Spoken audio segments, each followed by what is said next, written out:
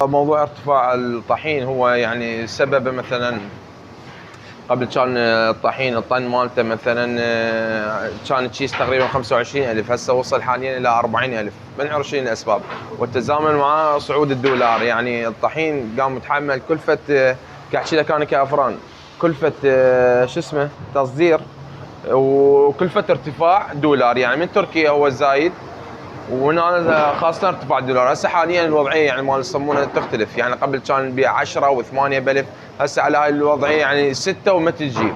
وتعرف احنا اصحاب الافران، اصحاب عمال عندنا وهيك امور، فكل شيء يتطلب.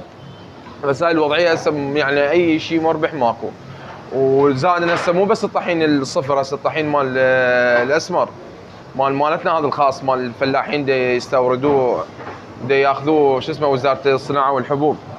حاليا هسه الاسمر وصل ب 40,000. ما تعرف شنو الاسباب، شو مخازن مترسه، وما الدوله ما جاي تلقي مثلا حل شغل المطاحن. احنا بدل ما نطحن تركيا يجينا مطحون، لو وين هذا يجون هنا يفتحون. قبل كان الدوره نسيت الاخ المطحنه الاخ يجي هم يشغل ايادي عامله، وهم يصير الكلفه اقل. هسه احنا عكس الشيء، مجرد نستورد او نصدر هيك امور، ونطحن ما نطحن.